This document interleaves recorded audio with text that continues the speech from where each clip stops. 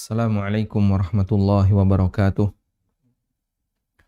Alhamdulillahi rabbil alamin. Wassalatu wassalamu ala ashrafil mursalin. Nabiyyina wa maulana Muhammadin wa ala alihi wa sahbihi ajma'in. Wa ashhadu an la ilaha illallah wahdahu la syarikalah. Wa ashhadu anna Muhammadan abduhu wa rasuluh. Sallallahu alaihi wa ala alihi wa sahbihi wa sallama tasliman katsira. Thumma amma ba'd. Alhamdulillah, puji syukur kita haturkan kehadirat Allah Subhanahu wa taala. Di pagi hari ini kembali kita membaca buku Ada Orang Utang, dan insya Allah kita akan mempelajari bagaimana ketika terjadi utang yang macet. Bagi Anda yang memiliki bukunya, silahkan dibuka di halaman 89 tentang aturan utang macet. Kasus yang sering terjadi dalam transaksi utang piutang adalah tragedi macet ketika pelunasan. Baik karena alasan tidak mampu, atau sebenarnya karena alasan personal hazard yang secara sengaja menunda pelunasan utang padahal sebenarnya mampu bayar. Sehingga ada dua kemungkinan, orangnya tidak mampu, atau kemungkinan yang kedua adalah orangnya memang nakal dan dia ingin kemudian secara sengaja menunda pembayaran utang. Ada tiga keadaan untuk orang yang memiliki utang dan ini disikapi berbeda. Yang pertama, orang yang berutang dalam kondisi kesulitan sehingga dia tidak mampu melunasinya. Dalam kondisi ini, hakim tidak berhak memenjarakan orang tersebut, bahkan memenjarakan orang yang tidak mampu untuk melunasi. Karena memang kondisinya tidak mampu, termasuk di antara bentuk kezaliman. Allah wajibkan bagi orang yang berutang dan kesulitan untuk melunasinya, agar orang seperti ini diberi waktu tunda. Sehingga Allah Subhanahu wa taala perintahkan dalam Al-Qur'an, mereka yang mengalami kesulitan dalam pelunasan utang, berikan waktu tunda. Allah berfirman, "Wa in kana dzu usratin fanadhiratun ila maisarah wa an tasaddaqu khairul lakum in kuntum ta'lamun." Jika orang yang berutang itu dalam kondisi kesulitan, dalam kesukaran, fanadhiratun ila maisarah, maka berilah tangguh sampai dia berkelapangan. Berilah waktu tunda sampai waktu yang mudah baginya. Dia punya kemudahan untuk melunasinya. Wa an tasaddaqu khairul lakum, dan jika kalian bersedekah dan menyedekahkan utang itu, khairul lakum, lebih baik bagi kalian, in kuntum ta'lamun, jika kalian mengetahui. Dalam ayat ini, Allah Subhanahu wa taala memberikan dua pilihan ketika orang mengalami kesulitan dalam pembayaran utang. Yang pertama adalah nadhiratun ila maisarah. Berikan waktu tunggu, waktu tunda, sehingga memudahkan bagi dia untuk membayar utang. Pilihan yang kedua, mensedekahkan utang itu dengan cara diputihkan dan tidak ditagih lagi sampai mati. Sehingga tidak ada lagi sangkut paut utang piutang, baik di dunia maupun di akhirat. Dan Allah Subhanahu wa taala sebutkan bahwa pilihan yang kedua itu khairul lakum, lebih baik bagi kalian. Lalu Allah Subhanahu wa taala kaitkan itu dengan ilmu seseorang. In kuntum ta'lamun, kalau kalian mengetahui, artinya kalau kalian berilmu. Sehingga orang yang lebih memiliki ilmu dalam hal ini adalah keyakinan akan balasan yang ada di yaumil qiyamah. Maka Allah Subhanahu wa taala sarankan, Allah arahkan, pilih yang terbaik, yaitu dengan cara membebaskan utang. Kemudian berkaitan dengan posisi orang yang dalam kondisi tidak mampu, sehingga dia tidak bisa melunasi utang. Percuma saja ketika orang itu tidak mampu untuk melunasi utang, kemudian dia dipenjarakan. Tetap saja dia tidak akan mampu melunasi utang, karena apalagi dia dipenjarakan. Sehingga keluarganya nggak punya apapun yang bisa dipakai untuk melunasi utang. Dia sendiri ada dalam penjara, nggak bisa ngapa-ngapain.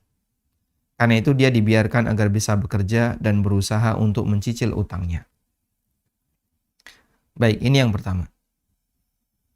Yang kedua, orang yang berutang mampu bayar, sementara dia tidak mau untuk membayar. Maka boleh untuk dipaksa dengan cara dipenjarakan. Dengan cara menghitung aset. Dengan perhitungan aset, disimpulkan bahwasanya orang ini memiliki harta sekian. Tapi dia nggak mau melepas asetnya. Bahkan dia punya tabungan tapi dirahasiakan. Saat kemudian ditagih agar dia melunasi utangnya, dia nggak mau dan dia menolak. Bahkan bisa jadi dia malah mendolimi orang yang memberi utang. Ya. Dengan marah ketika ditagih atau mengumpat, keluar kalimat-kalimat celaan dan seterusnya. Maka di posisi ini, dia berhak untuk dipaksa dengan cara dipenjarakan. Jika setelah dipenjarakan ternyata dia tetap tidak mau bayar, maka hartanya dibekukan. Dalam Dalam kajian fikih muamalah, status dia mahjur. Ada orang yang disebut dengan orang yang mahjur. Mahjur itu orang yang muamalahnya dibekukan. Sehingga dia tidak boleh untuk bertransaksi. Keputusannya atau tindakannya namanya hajar. Al-hajru artinya adalah pembekuan terhadap aset seseorang atau pembekuan terhadap muamalah seseorang. Kemudian asetnya dijual secara paksa dan hasilnya dibagikan ke seluruh orang yang memberi utang kepadanya. Rasulullah SAW bersabda, Layyul wajidi yuhillu irdahu wa uqubat. Penundaan utang yang dilakukan oleh al-wajid. Layyu itu artinya sengaja menunda terhadap pembayaran hak orang lain. Yang dilakukan oleh al-wajid, orang yang dia mampu memiliki harta, memiliki properti. Penundaan utang yang dilakukan oleh orang yang mampu menghalalkan kehormatan dan hukuman baginya. Sekarang kita akan lihat apa makna menghalalkan kehormatan dan hukuman. Sebagian ulama mengatakan yang dimaksud dengan yuhillu irdah, menghalalkan kehormatannya adalah dia boleh dilaporkan kepada aparat. Sehingga dia datang kepada aparat, tolong si A ini diproses. Loh kenapa? Dia punya utang ke saya senilai sekian puluh juta dan sudah saya tagih berkali-kali padahal sudah deadline, tapi dia nggak mau bayar. Maka di situ kehormatan si A dicemarkan karena dia dilaporkan ke aparat. Nah, wa uqubatah, dan dia juga berhak untuk mendapatkan hukuman, di mana aparat berhak untuk memproses hal ini. Jangan malah dibalik. Sebagian besar kasus, atau bukan sebagian besar ya, beberapa kasus yang sampai kepada saya, justru orang yang berutang itu seolah lebih kuat dibandingkan yang memberi utang. Nagih-nagih nanti tak laporkan polisi. Nah ini kebalik. Ketika dalam sebuah lingkungan masyarakat, hukum itu dibalik, itu bahaya. Ketika dalam sebuah lingkungan masyarakat, hukumnya itu dibalik, sehingga yang dolim lebih kuat secara hukum dibandingkan yang didolimi, ini sangat berbahaya. Baik. Ada satu kaum yang dia sangat jahat. Dan oleh Allah Subhanahu wa Ta'ala mendapatkan hukuman yang sangat keras.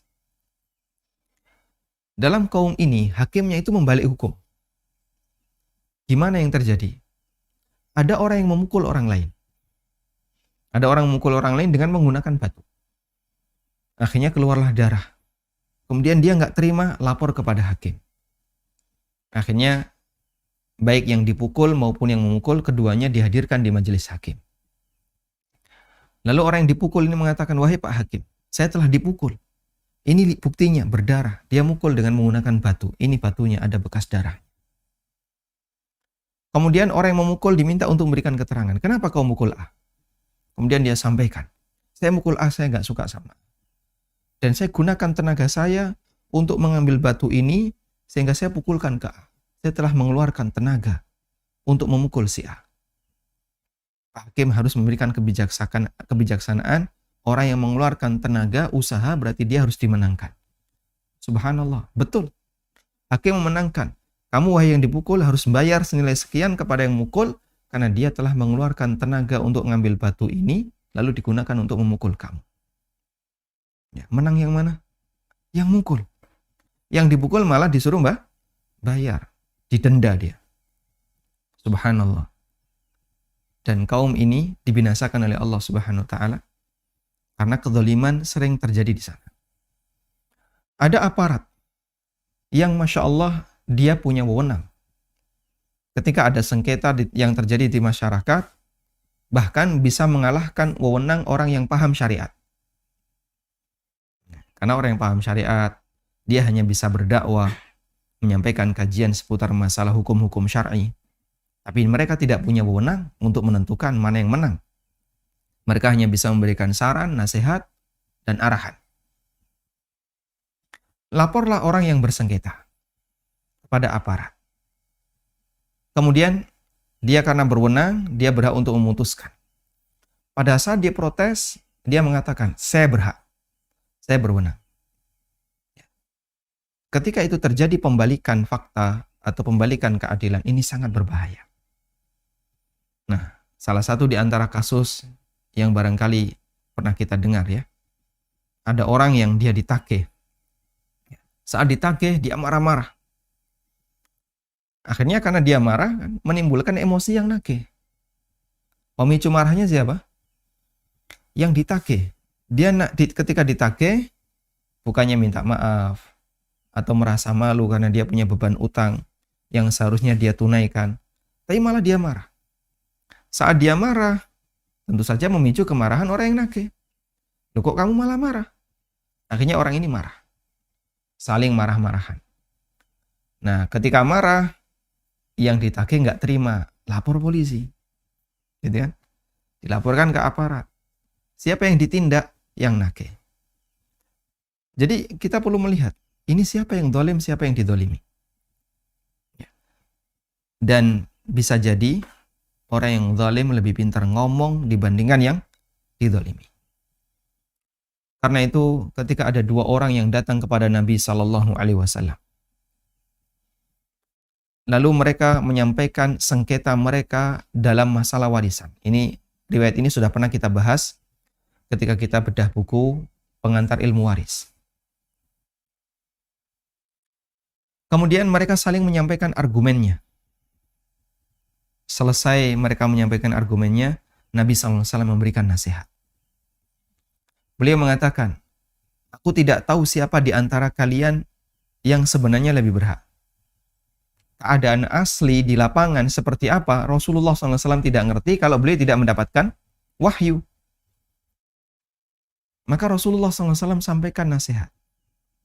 Saya akan putuskan kepada kalian sesuai dengan bagian zahir yang saya pahami dari laporan kalian. Dan bisa jadi salah satu di antara kalian lebih pintar ngomong dibandingkan yang lain. Namun perlu diketahui, kalaupun saya menangkan A, atau saya menangkan B, padahal aslinya dia itu salah.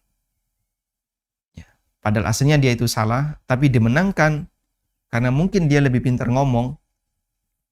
Fa'lam, faqad iqtata'tuhu jamratan minan nar. Mohon untuk disadari, sebenarnya dia telah makan bara api neraka. Mau dia makan sebanyak-banyaknya silahkan, mau dia tinggalkan juga silahkan. Jadi, memutuskan perkara, Masya Allah ya, perlu ada kewaspadaan yang besar, kehati-hatian yang besar. Jangan sampai di sana ada permainan apapun, dan bisa jadi ada salah satu pihak yang lebih pintar ngomong dibandingkan pihak yang lain. Orang kalau nggak jeli dalam memperhatikan semacam ini, bisa jadi kebalik. Sehingga orang yang dolim dimenangkan, sementara yang didolimi malah diposisikan sebagai orang yang kalah. Tayyib. Rasulullah SAW memberikan aturan. Mereka yang punya utang, mampu tapi nggak mau untuk bayar, berhak untuk dilaporkan kehormatannya. Berarti di posisi ini, dia sebenarnya di posisi sebagai orang yang terdakwa. Wa uqubatah, dan berhak untuk mendapatkan hukuman. Jangan malah dibalik. Yang nagih utang dijadikan sebagai orang yang tertindas. Orang yang terdakwa. Padahal dia di posisi sebagai orang yang mau mengambil haknya. Yang ketiga, posisinya diragukan. Apakah memiliki kemampuan ataukah tidak? Tadi kita telah sampaikan bahwa orang yang tidak bayar utang atau ketika terjadi utang macet itu ada 3 keadaan. Pertama, terjadi pada orang yang tidak mampu, yang seperti ini nggak boleh dihukum, boleh ditagih tapi tidak boleh dihukum. Yang kedua, orangnya mampu tapi tidak mau bayar, maka dia boleh dilaporkan dan dia boleh dihukum. Yang ketiga, posisinya diragukan. Apakah memiliki kemampuan ataukah tidak? Hakim berhak menahan orang ini untuk diinterogasi. Jika bisa dipastikan dia tidak mampu, maka dia dilepaskan. Dan jika ternyata dia mampu, maka tetap ditahan sampai dia mau melunasi utangnya. Rincian ini disebutkan dalam Ensiklopedia Fikih Islam, Mawsu'ah Al-Fiqhi Al-Islami. Dan ada sebagian orang yang nakal ya. Jadi dia punya banyak utang, lalu diwujudkan dalam bentuk aset yang lain. Atas nama orang lain. Dia utang dari lembaga A, kemudian dibelikan tanah atas nama X. Nanti dari lembaga, dari BMTB, dapat duit, dibelikan apalagi sawah atas nama Y. Ini atas nama. Di rekeningnya kosong. Kemudian setelah di-tracking aset pribadinya ada nggak? Dia punya tanah, punya rumah? Nggak ada. Orang ini ngontrak. Terus duit itu larinya kemana? Ya, bagi mereka lembaga-lembaga itu tidak tahu. Akhirnya setelah diusut, ya, ternyata dipakai untuk beli sawah, beli tanah, beli rumah, tapi atas nama orang lain. Nah, kalau sudah atas nama orang lain, sulit untuk kemudian dibekukan, sulit untuk kemudian ditarik kembali. Baik. Sebagaimana dibedakan motivasi antara debitor dengan kreditor. Aturan utang macet juga dibedakan antara debitor, penerima utang, dan kreditor. Ada aturan yang berlaku bagi orang yang berutang, dan ada aturan yang berlaku bagi orang yang memberi utang. Dan nanti kita akan lihat bagaimana aturan-aturan itu. Baik, sampai di sini kita hanya menjelaskan macam-macam orang yang tidak membayar utang. Ya, ada 3 tadi ya. Dia tidak mampu, dia mampu tapi tidak mau. Yang ketiga, diragukan apakah dia mampu ataukah tidak. Selanjutnya, ketika terjadi utang macet, apa yang perlu diperhatikan bagi orang yang berutang? Ketika terjadi utang macet, apa yang perlu diperhatikan bagi para debitur? Mereka yang membawa harta orang lain. Aturan utang macet untuk orang yang berutang. Syariat menekankan agar orang yang berutang segera melunasi utangnya jika mampu. Agar tidak ada tanggungan yang merupakan hak orang lain yang belum dia tunaikan. Nabi SAW bersabda, "La tukhifu anfusakum ba'da amniha." Qalu wa madzaka ya Rasulullah? Qala ad-dain. Janganlah kalian menakut-nakuti diri kalian setelah Allah memberikan jaminan keamanan. Setelah kalian berada di posisi yang aman. Bagaimana bentuk posisi aman manusia? Semua manusia yang lahir nggak punya tanggung jawab. Nggak punya utang, nggak punya beban apapun ketika orang itu baru dilahirkan. Para sahabat bertanya, wa madzaka ya Rasulullah? Apa yang dimaksud menakut-nakuti diri ini ya Rasulullah? Kemudian Nabi SAW bersabda, ad-dain, itu adalah utang. Hadis ini merupakan dalil bahwa utang adalah beban bagi jiwa, bahkan itu sangat menakut-nakuti jiwa.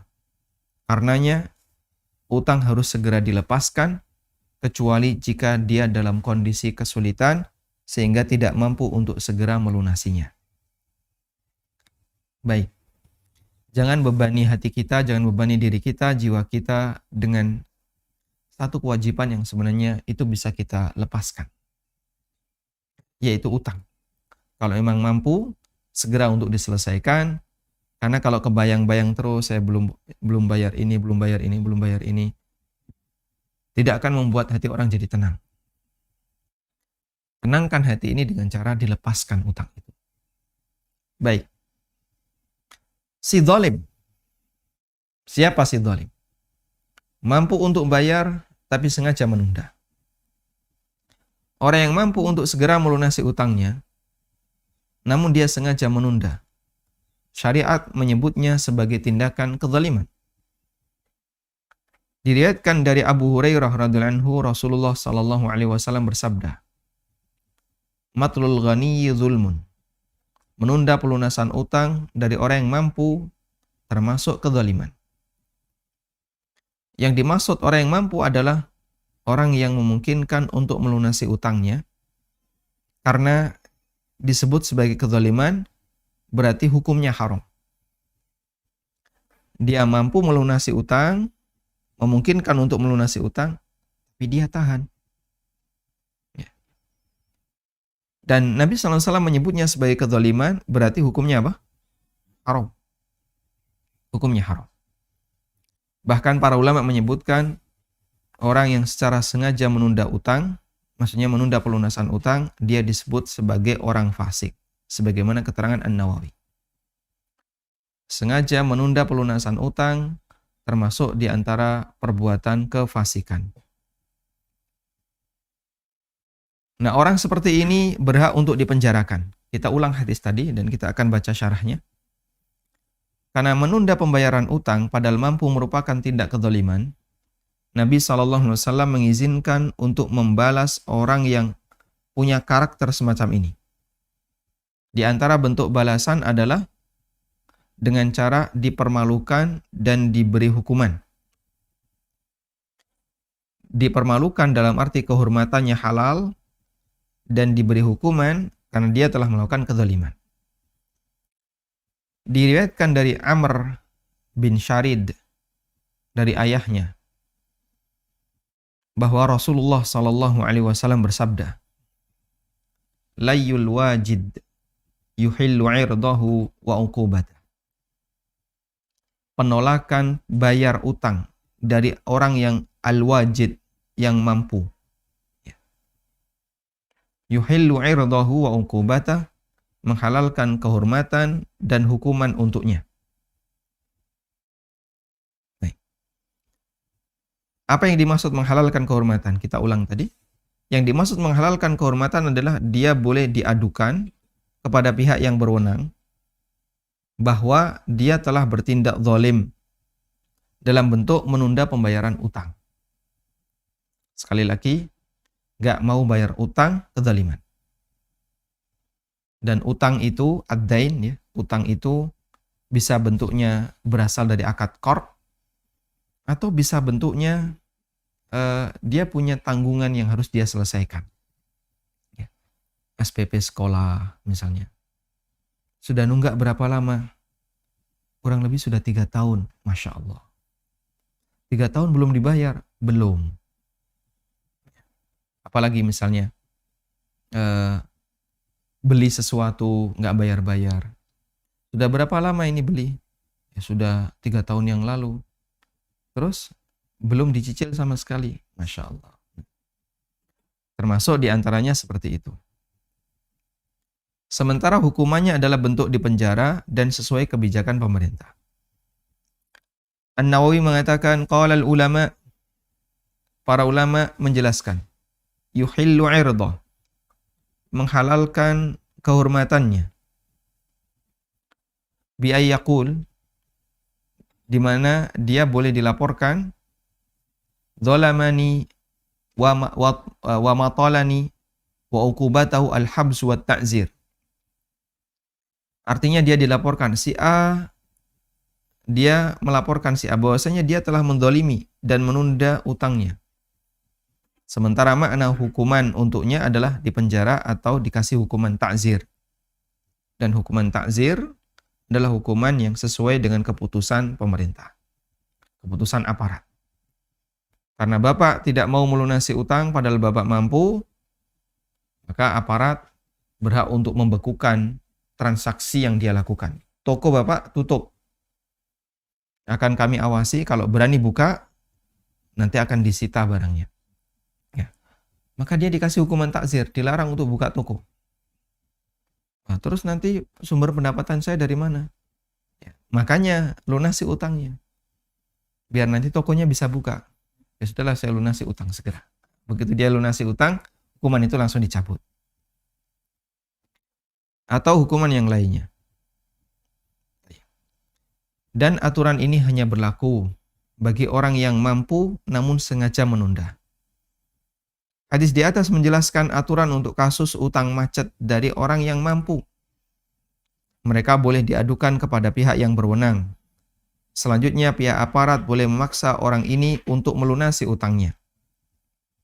Jika tidak, maka berhak untuk dipenjarakan. Ketentuan ini berlaku bagi yang secara lahiriah. Ketentuan ini berlaku bagi orang yang secara lahiriah mampu untuk membayar utangnya.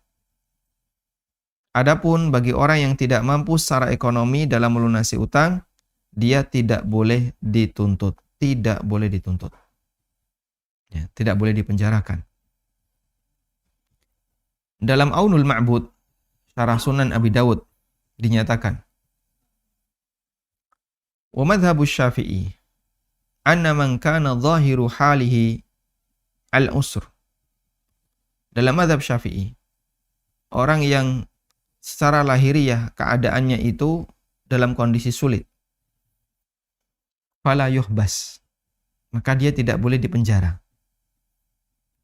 Wa man kana zahiruhu al-yasar, tapi siapa yang zahirnya itu punya kemudahan, hubisa idzam tana'a min ada'il haq, maka dia ditahan ketika dia menolak untuk menunaikan hak yang harus dia bayarkan.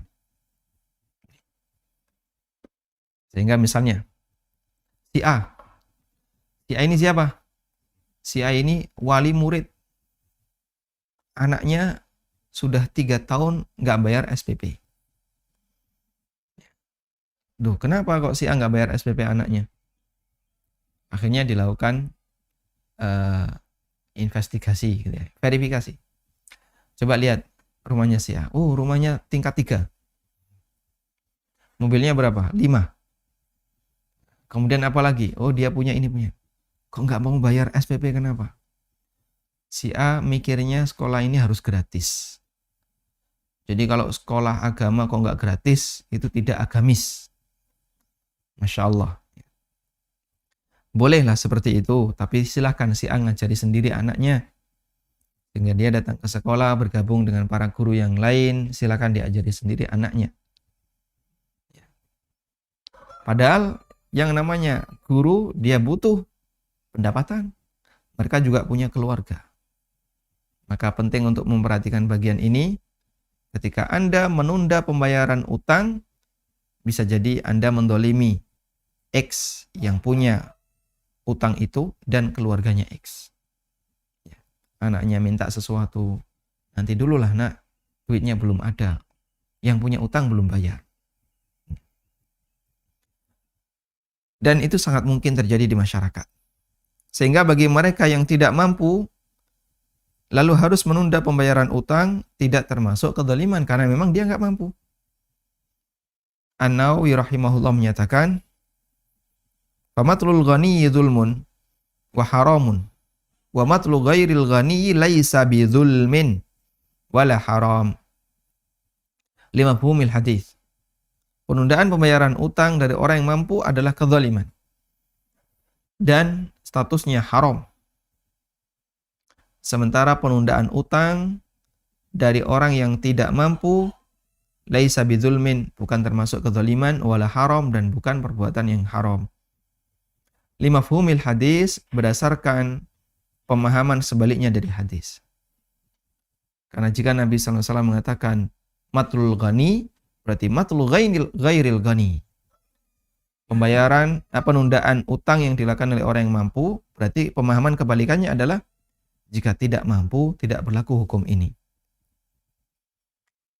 Imam Asy-Syafi'i rahimahullah mengatakan, falam yaj'al ala dhi dainin sabilan fil usrati hatta takuna al-maisarah. Allah tidak memberikan peluang, jalan untuk menghukum dhi dainin, orang yang punya utang, fil usrati, ketika dia dalam kondisi kesulitan, hatta takuna al-maisarah, sampai dia mendapatkan kemudahan. Walam yaj'al Rasulullah sallallahu alaihi wasallam matlahu zulman illa bil ghina. Dan Rasulullah sallallahu alaihi wasallam tidak menjadikan orang yang tidak mampu, kemudian dia tidak bisa membayar utang, Rasulullah sallallahu alaihi wasallam tidak sebut itu sebagai kedzaliman, kecuali jika dia memiliki kekayaan.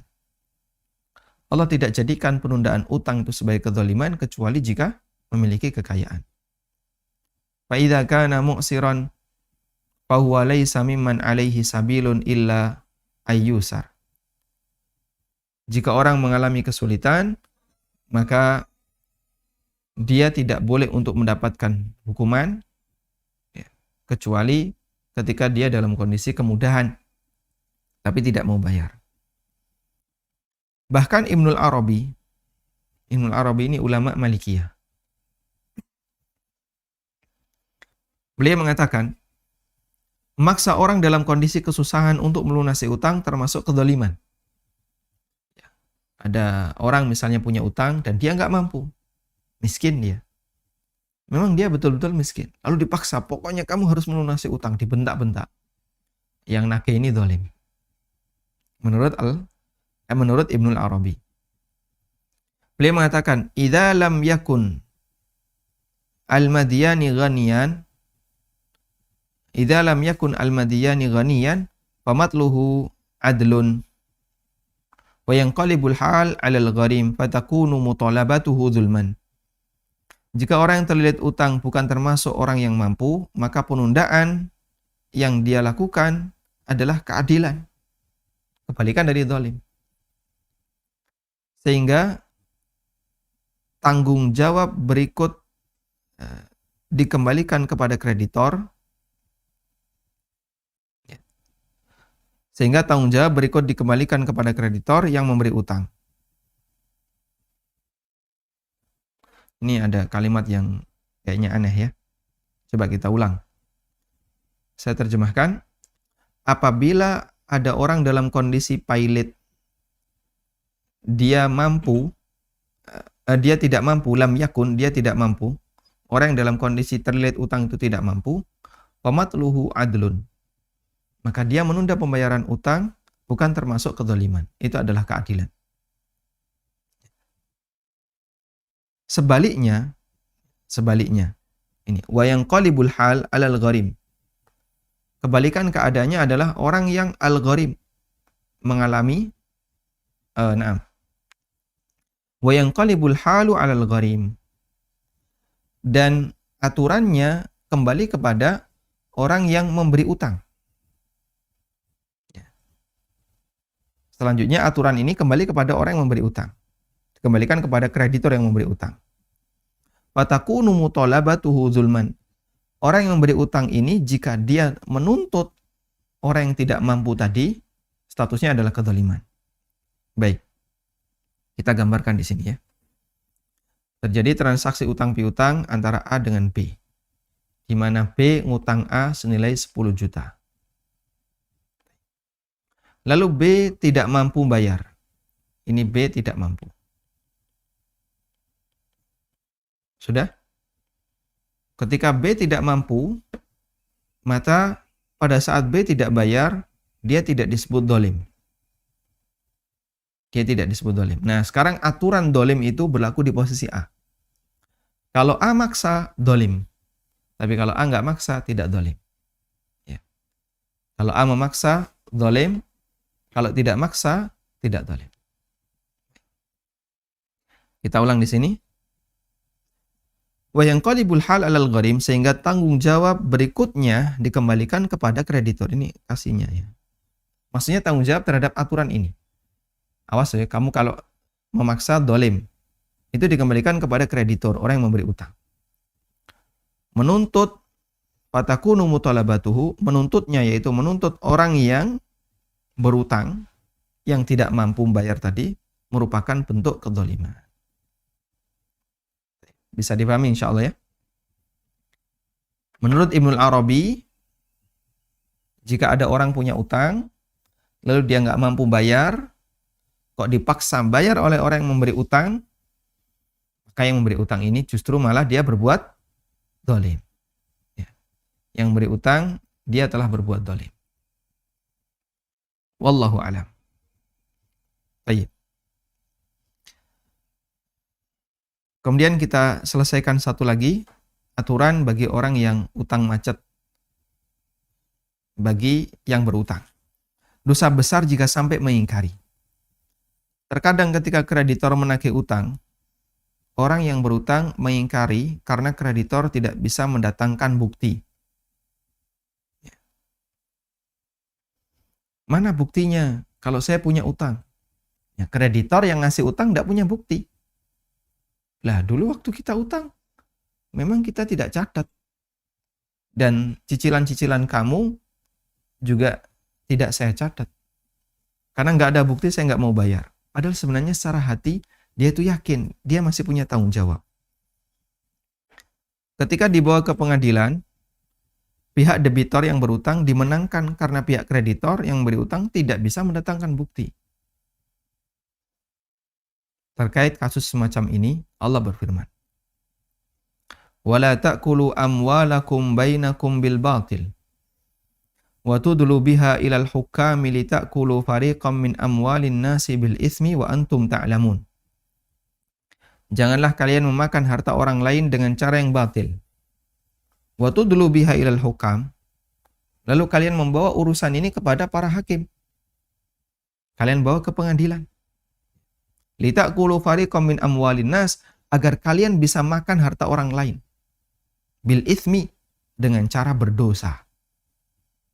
Maksudnya adalah dengan cara bagaimana menang di pengadilan, padahal sebenarnya dia itu tahu, wa antum ta'lamun, dan kalian itu tahu kalau kalian itu zalim. Ya, ini mirip seperti praktek kedzaliman yang ada di sekitar kita. Pokoknya saya harus menang. Gimana caranya biar saya menang? Dia sewa pengacara. Gak cukup 1, pengacara 2, gak cukup pengacara 3. Pokoknya harus menang. Padahal dia tahu dia itu zalim. Wa antum ta'lamun, dia tahu dia itu zalim. Maka disebut oleh Allah Subhanahu wa taala, orang ini makan harta orang lain bil ithmi, dengan cara berbuat dosa. Ibnu Abbas menjelaskan tentang ayat ini. Apa makna ayat ini? Hadza fir rajuli yakunu alaihi malun. Ayat ini berbicara tentang orang yang memiliki utang. Wa laysa fihi bayyinah. Sementara tidak ada bukti. Fayajhadul mal, lalu dia pun mengingkari utang itu. Wa yukhasimu ilal hukam, kemudian dibawa ke hakim. Wa huwa ya'rifu anna al-haqqa alaihi. Sementara dia sadar bahasanya dia itu punya utang. Wa huwa ya'lamu annahu athimun akulu haraman. Akilu haram. Dan dia juga tahu kalau dia ini sedang berbuat dosa. Saya itu ngapusi, saya nipu, dia itu tahu. Dan orang kalau sudah berbohong, pasti dia akan mempertahankan kebohongan itu. Jangan sampai apa? Terbongkar. Sehingga harus ditutupi dengan kebohongan yang lain, ditutupi dengan kebohongan yang lain. Dia tahu dan dia pun sadar kalau dia itu makan harta haram. Ibnu Abbas mengatakan ini adalah tafsir dari ayat Al-Baqarah ayat 188.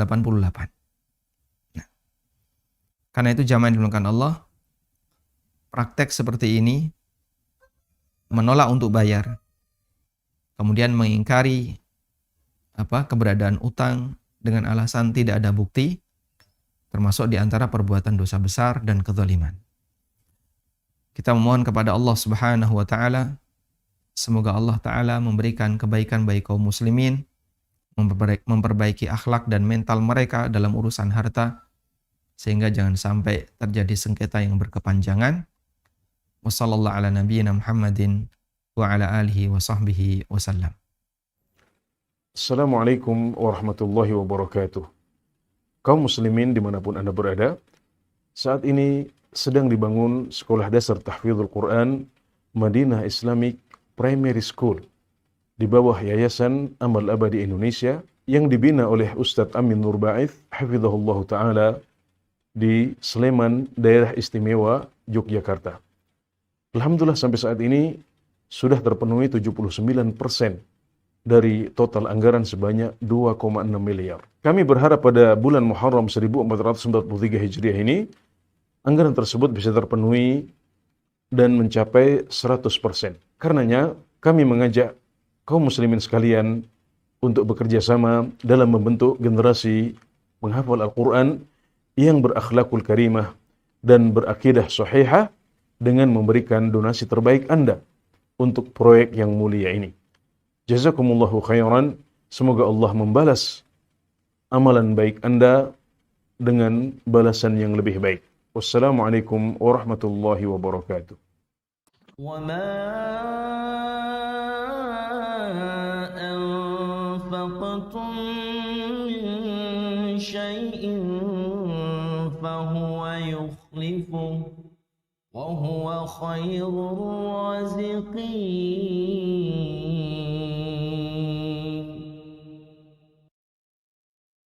Yayasan Amal Abadi Indonesia yang dibina oleh Ustadz Amin Nurbaith hafizahullah saat ini tengah membangun gedung Sekolah Dasar Tahfidzul Quran Madinah Islamic Primary School, unit Kerajaan. Gedung ini dibangun di atas tanah seluas 646 meter persegi dan perkiraan biaya untuk tahap pertama 2 lantai mencapai 2,6 miliar. Salurkan donasi Anda untuk pembangunan Sekolah Dasar Tahfidzul Quran Madinah Islamic Primary School melalui rekening atas nama Yayasan Amal Abadi Indonesia, Bank Syariah Indonesia, dengan kode bank 451, nomor rekening 7441049999. Untuk info donasi, hubungi 082 12345 7441. وَمَا أَنفَقْتُم مِّن شَيْءٍ فَهُوَ يُخْلِفُهُ وَهُوَ خَيْرُ الرَّازِقِينَ.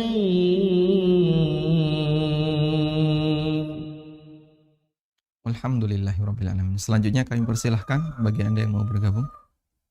Halo, Assalamualaikum. Waalaikumsalam warahmatullahi.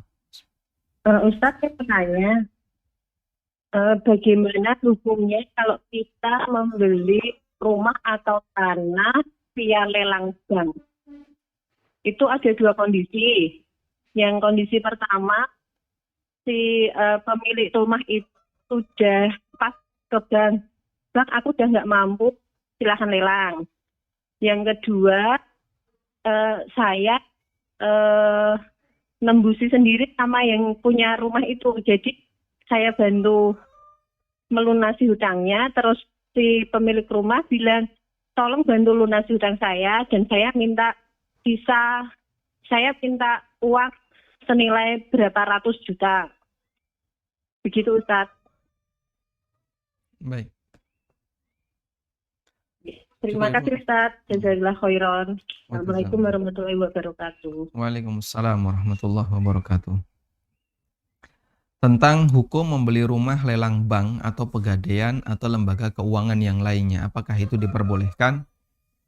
Jadi, insya Allah nanti kita akan bahas di kajian seputar masalah gadai, bagaimana proses yang syar'i ketika orang mau mengeksekusi objek gadai.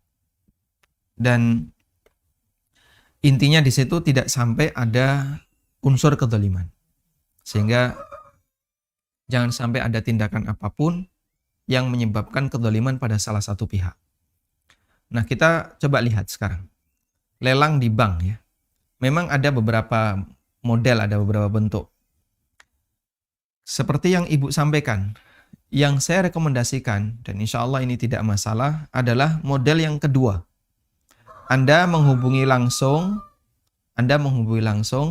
pihak pemilik rumah. Kemudian bertransaksi dengan pihak pemilik rumah. Ada orang BU misalnya, karena dia mau melunasi utangnya, lalu dia umumkan butuh duit, ya. Rumah dijual. Ya. Lalu Anda bertransaksi dengan pemilik rumah ini dengan harga sesuai kesepakatan. Artinya tidak ada kezaliman apapun karena sesuai dengan kesepakatan. Ya mungkin harganya jadi lebih murah. Ya. Dan lebih murah di sini apakah boleh ataukah tidak? Ulama khilaf. Ada jual beli karena terpaksa. Jual beli terpaksa. Itu ada dua. Ada yang terpaksa karena keadaan. Ini disebut dengan jual beli muttor. Jual beli muttor. Untuk jual beli muttor, ulama khilaf. Si A punya utang yang jumlahnya banyak. Sementara dia tidak punya uang untuk melunasi. Satu-satunya yang dia andalkan adalah aset, sawah atau rumah. Nah, karena dia butuh uang segera, ini deadline-nya sampai tanggal sekian. Kalau enggak, nanti akan disita, misalnya. Karena dia terpaksa seperti itu, maka dia jual rumahnya. Butuh cepat, tentu saja mencari pembeli yang secepat itu susah. Lalu apa yang dilakukan? Dia harus berani nurunin harga. Akhirnya dia turunkan harga. Nah, otomatis harganya lebih murah. Insya Allah tidak masalah, menurut pendapat yang lebih mendekati, ketika dia ingin cepat lunas, dia kemudian jual tanahnya, jual barangnya dengan harga yang lebih murah. Sebagaimana yang itu dilakukan oleh sahabat Abdullah bin Zubair saat beliau melunasi utang ayahnya, beliau menjual aset dengan cara cepat sehingga beliau tawar-tawarkan ke orang lain, yang penting pokoknya utangnya Zubair cepat lunas. Baik. Yang kedua, orang yang jual beli terpaksa karena dipaksa. Pokoknya kamu harus jual barangmu. Kalau enggak, nanti kamu dihukum. Kalau enggak, nanti dia mendapatkan hukuman. Pendapat yang benar ini dilarang. Kezaliman. Ini zalim. Kecuali jika ada alasan yang benar. Apa alasan yang benar? Alasan yang benar itu adalah ketika ada maslahat yang lebih luas. Misalnya pelebaran jalan. Otomatis harus makan tanah orang lain. Dan di situ ada alasan yang benar. Nah, ketika ada alasan yang benar, maka kezaliman diperbolehkan dan itu sebenarnya dikembalikan kepada keadilan. Karena itu sebaiknya ketika masalah jual beli lelang seperti ini, Anda menghubungi pemiliknya sebelum terjadi eksekusi bank, sehingga transaksinya dengan pemilik dan dilakukan secara saling ridho. Setelah dibayar, kemudian rumah itu jadi milik ibu sesuai dengan ketentuan yang berlaku, hukumnya diperbolehkan insyaallah ta'ala. Wallahu a'lam.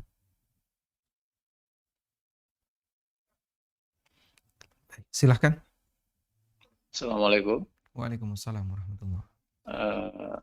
Mau tanya Ustadz? Silahkan, Pak. Ya, saya mempunyai utang dengan lembaga keuangan, lalu saya tidak mampu untuk melunasi, namun saya punya agunan. Kemudian agunan itu saya ikhlaskan, apakah saya termasuk orang yang dolim begitu? Nilai agunan dengan utang Anda lebih besar mana? Selama ini kan saya sudah membayarin ke bank itu kurang lebih hitungan saya membayar bunganya saja itu sekitar 540 juta. Baik. Pokoknya 600. Ini model rekening koran, Ustaz. Jadi selama ini, selama 7 tahun itu ternyata saya hanya membayarin bunganya saja. Dan pokoknya nggak bergerak-gerak. Setelah kita tahu belajar tentang riba ini, kemudian kami tinggalkan, kami mengajukan untuk membayar pokoknya saja. Namun untuk membayar lunas kami kan nggak ada. Jadi kami untuk menjual aset ini nilainya 600, nilainya 758. 758. Iya, Bapak sudah bayar 500-an. 540-an juta begitu. Baik. Dan nanti ketika Bapak nggak mampu untuk bayar, dipilotkan, aset ini yang akan disita. Iya, udah dilelang gitu, udah dilelang, namun nggak laku. Baik.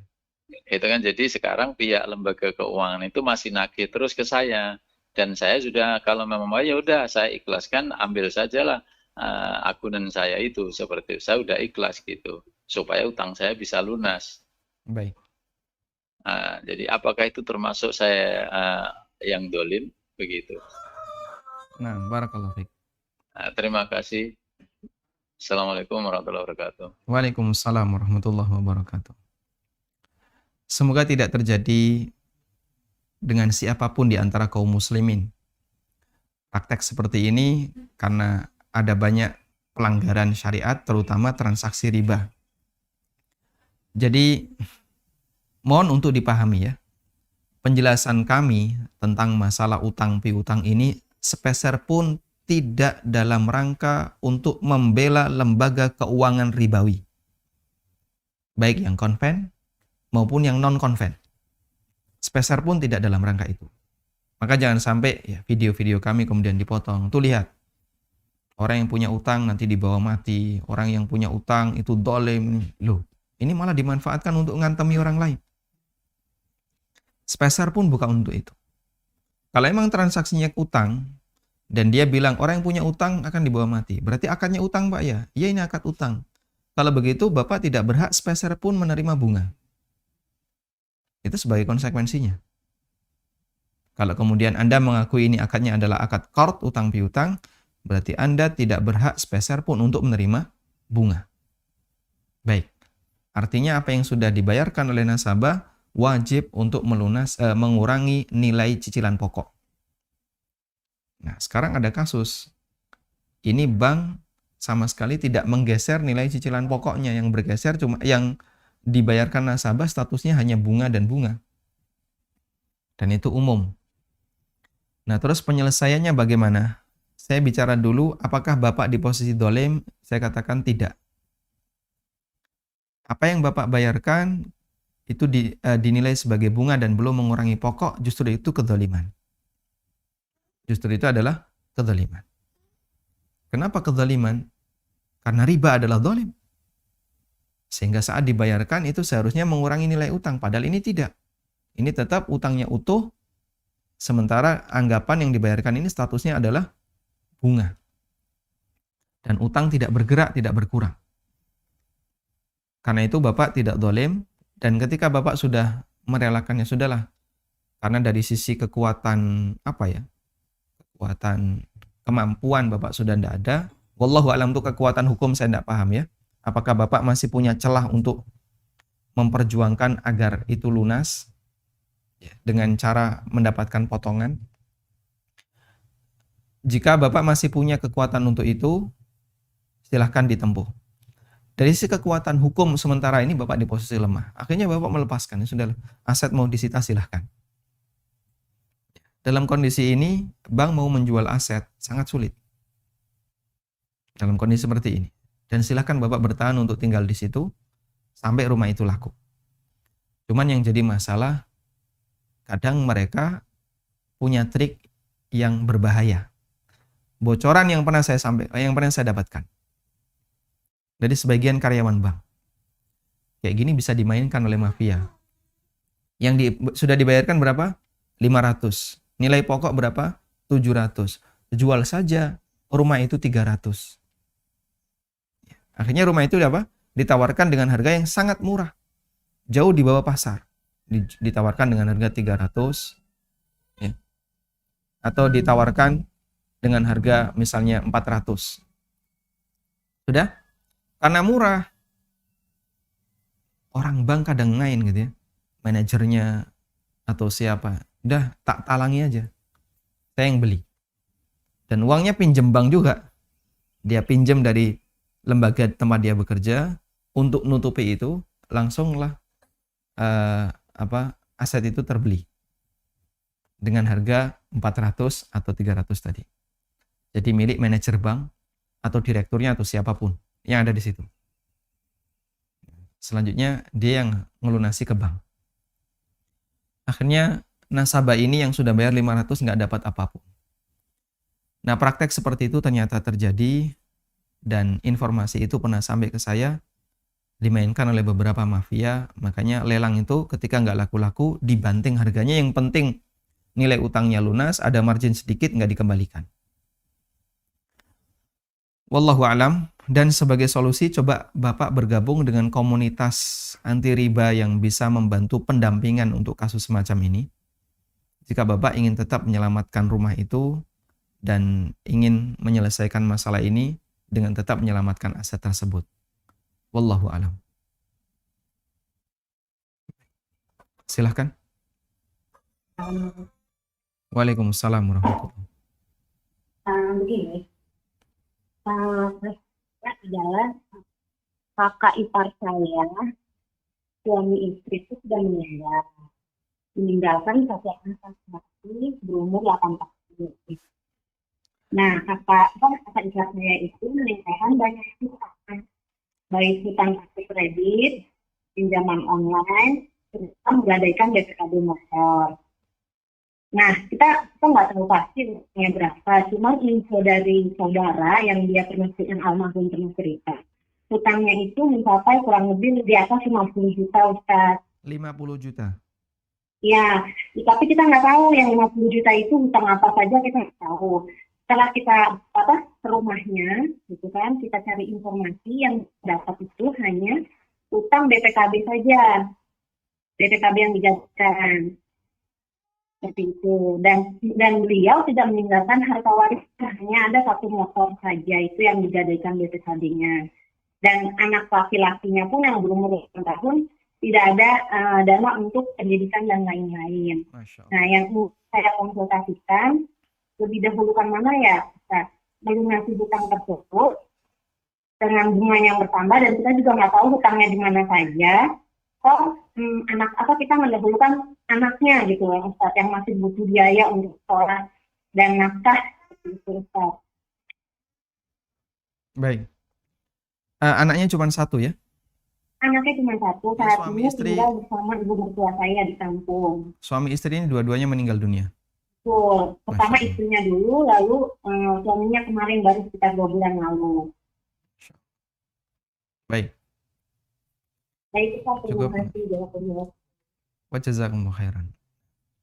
Yang saya pahami dalam masalah ini, Ibu, bahwa apapun yang ditinggalkan oleh mayit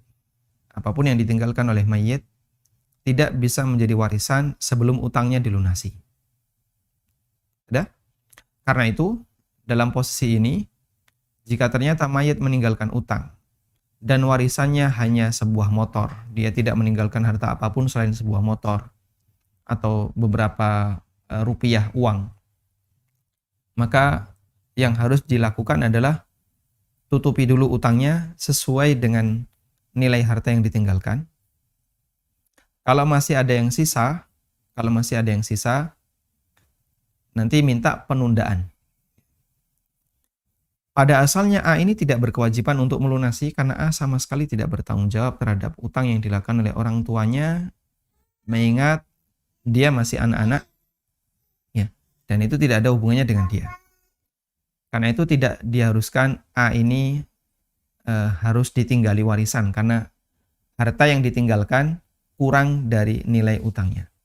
Tutupi utang itu sebisanya, dan kalau kurang, sekarang ada pertanyaan. Bolehkah zakat digunakan untuk nutupi utang mayit. Ini ulama khilaf. Ulama beda pendapat. Bolehkah zakat digunakan untuk nutupi utang mayit? Ada dua pendapat di situ. Dan Syekhul Islam rahimahullah menguatkan pendapat yang mengatakan boleh. Karena Allah Subhanahu wa taala menyebutkan tentang 8 asnaf yang menerima zakat. Itu 8 asnaf itu 4 statusnya hak milik. 4 hak milik. Hak milik itu siapa saja yang 4 ini?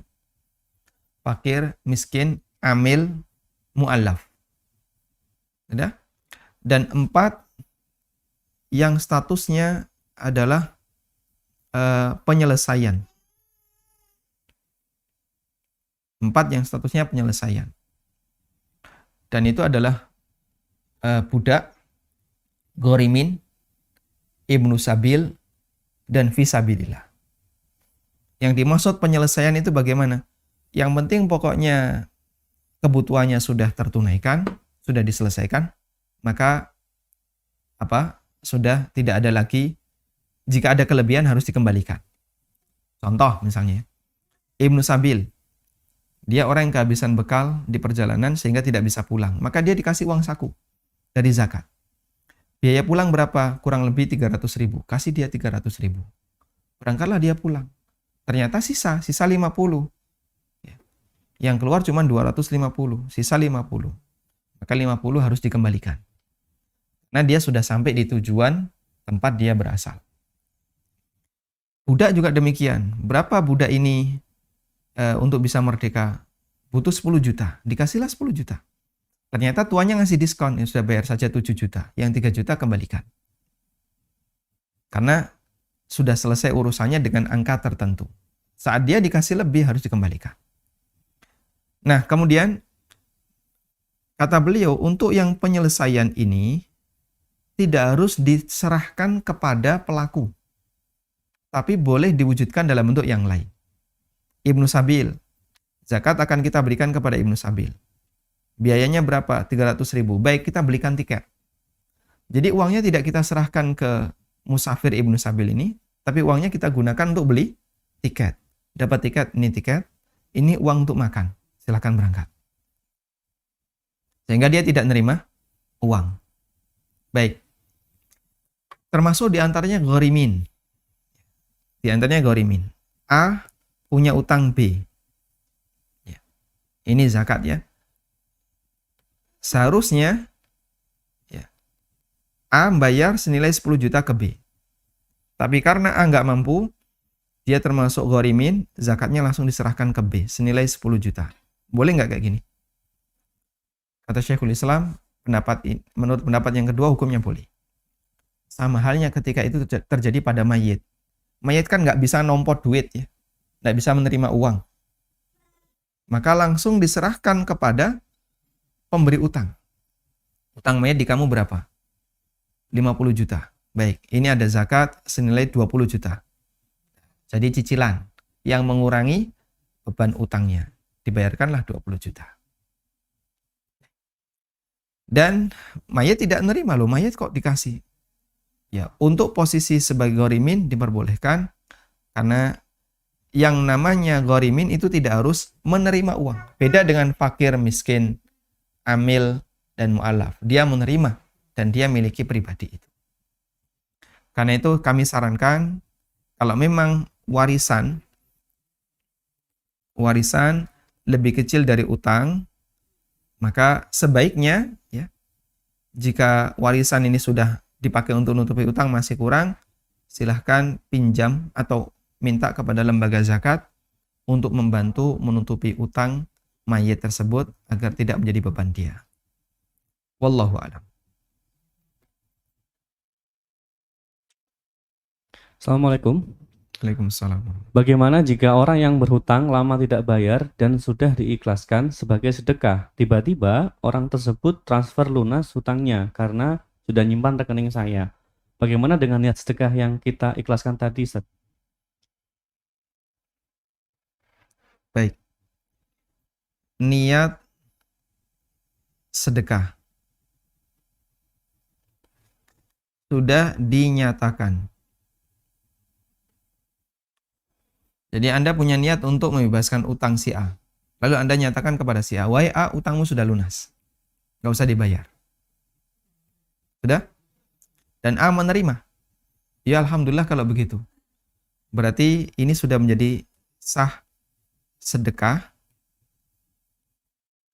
yang sudah diterima. Sah sebagai sedekah yang sudah diterima. Dan sedekah yang sudah diterima, maka tidak boleh diapakan? Tidak boleh ditarik kembali. Sebagaimana orang tidak boleh menarik kembali hibahnya. Yang kedua, belum dinyatakan. Anda hanya diam saja. Sehingga Anda belum pernah menyampaikan kepada si A. Maka di sini belum disebut sebagai sedekah yang diserah terimakan. Kalau begitu, sifatnya hanya janji sedekah atau keinginan untuk bersedekah. Saya ingin ngasih ke si A, saya ingin ngasih ke si B, uang senilai sekian juta. Nah, sifatnya kan baru keinginan dan janji untuk memberi. Maka di posisi ini, belum sah sebagai sedekah yang diserah terimakan, sehingga masih memungkinkan untuk dibatalkan misalnya. Sebatas berkeinginan untuk bersedekah, tapi nggak jadi, itu kan diperbolehkan. Tapi kalau keinginan itu sudah diwujudkan, lalu dia ngasih sedekah ke orang lain dan diterima, begitu sudah diterima, tidak boleh lagi untuk ditarik. Wallahu a'lam.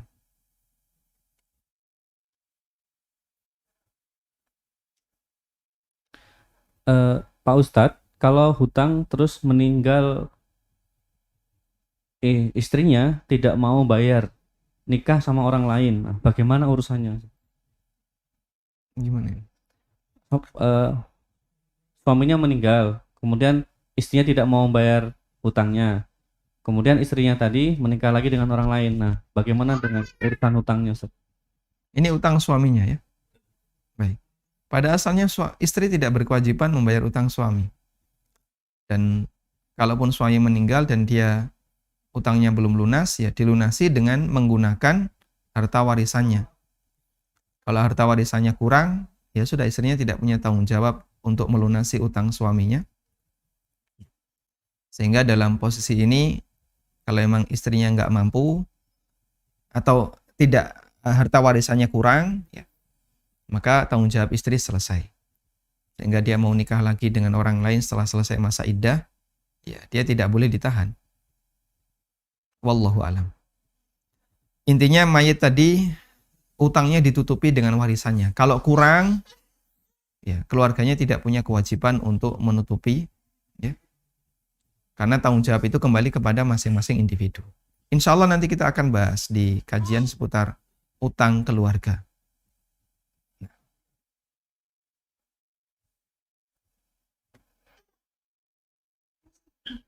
Silahkan. Assalamualaikum Ustaz. Waalaikumsalam warahmatullahi wabarakatuh. Barakallahu fiik Ustaz. Ana mau bertanya, ada dua pertanyaan Ustaz. Yang pertama itu mengenai masalah hutang tadi dan bagi yang tidak mampu membayar. Kalau dari sisi syariat, bagaimana sebenarnya kategori tidak mampu membayar ini? Karena seringkali kondisi ketidakmampuan itu sangat subjektif bagi setiap orang ya. Terkadang kita mau tagih tapi yang bersangkutan mengaku tidak mampu gitu. Sementara mungkin dia ada motor, adanya ada itu. Sebenarnya bagaimana syariat melihat kondisi ketidakmampu itu? Itu yang pertama. Yang kedua mungkin agak keluar dari tema Ustaz, mengenai doa Ustaz.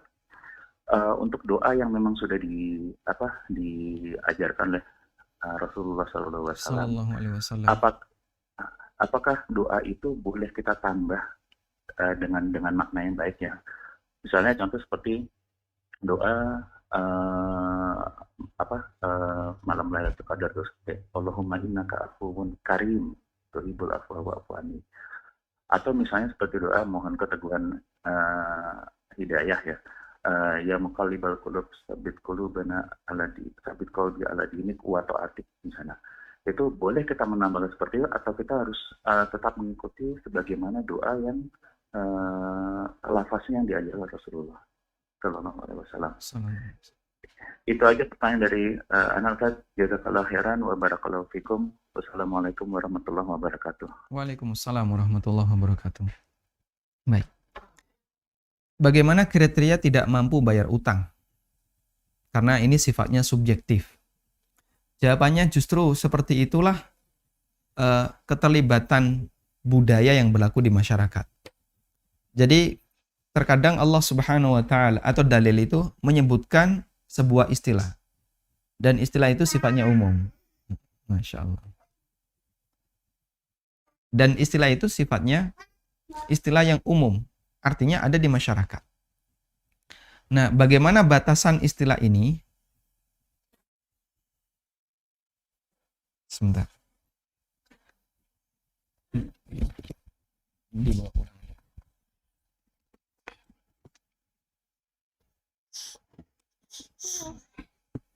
Ulang aja.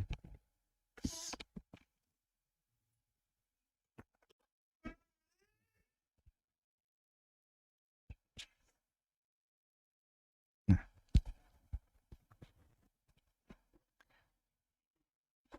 Kita ulang ya. Jadi ada sebuah istilah. Lalu istilah ini definisinya apa? Terkadang tidak dikasih definisi oleh syariat. Kemudian definisi itu dikembalikan kepada uruf yang berlaku di masyarakat. Disitulah berlaku satu kaidah yang kaidahnya mengatakan al-'adah muhakkamah. Al-'adah muhakkamah. Bahwa budaya dan tradisi yang berlaku di masyarakat itu bisa menjadi acuan hukum. Contohnya, Allah Subhanahu wa taala menyebut orang yang dalam kondisi kesulitan tidak boleh ditagih. Batasan kesulitan itu seperti apa? Jawabannya kembali kepada tradisi dan budaya yang berlaku. Di zaman sekarang, orang itu dianggap sulit untuk membayar utang, kriterianya kayak gimana? Itu dikembalikan kepada uruf. Sehingga syariat hanya menyebutkan dia mengalami kesulitan. Terus kesulitannya gimana? Kesulitan menurut kamu gimana? Masyarakat memandang kesulitan ini seperti apa? Nah, itu ada standar yang disebut dengan standar uruf. Dikembalikan kepada standar uruf. Baik. Allah Subhanahu wa taala perintahkan agar seorang suami memberikan nafkah kepada istrinya. Lah, batasan nafkah bagaimana? Jawabannya dikembalikan kepada standar uruf. Uruf nafkah itu kayak gimana? Oh, nafkah itu nilainya harus sekian menurut uruf masyarakat. Dan itu berbeda-beda antara satu tempat dengan tempat yang lain, antara satu zaman dengan zaman yang lain. Syariat tidak memberikan batasan nafkah nilainya harus sekian minimal, tidak. Tapi cuman menyebutkan kewajiban untuk memberikan nafkah. Baik. Karena itu masalah kriteria tidak mampu bayar ini sebenarnya dikembalikan kepada uruf yang ada di masyarakat dan kita bagian dari masyarakat. Sehingga seharusnya kita tahu uruf itu. Ya kurang lebih standarnya demikian. Kalau sudah memenuhi standar itu, berarti dia tidak mampu dan nanti dia harus dikasih waktu tunda. Wallahu a'lam. Yang kedua, terkait doa yang sesuai sunnah. Nabi SAW itu mendapatkan salah satu keistimewaan di mana beliau itu dikasih oleh Allah kalimat yang ringkas tapi padat makna, yang disebut dengan jawami'ul kalim. Yang disebut dengan jawami'ul kalim. Kalimat ringkas padat makna. Sehingga doa Nabi SAW itu ringkas, tapi maknanya mencakup luas. Ya muqallibal qulub, tsabbit qalbi ala dinik. Yang namanya dinik misalnya, kuatkanlah hatiku pada agamamu. Agama itu mencakup ketaatan dan semua yang ada di bawahnya. Di bawah kata ad-din itu banyak sekali. Maka mau ditambahi maupun tidak ditambahi, ini sudah mencakup semuanya. Ya. Karena itu, kalaupun Anda tambahi, sebenarnya tidak menambah makna dari doa tersebut. Ya. Meskipun dia menambah teks. Ya, misalnya Anda membaca Tabbit qalbi ala dinik wa ta'atik. Ya Allah, kuatkanlah hatiku pada agama dan ketaatan kepadamu. Mau ditambahi, tidak ditambahi, secara kandungan makna itu tidak berubah. Karena apa? Apa yang dibaca oleh Nabi SAW itu sudah jawami'ul kalim, mencakup semuanya.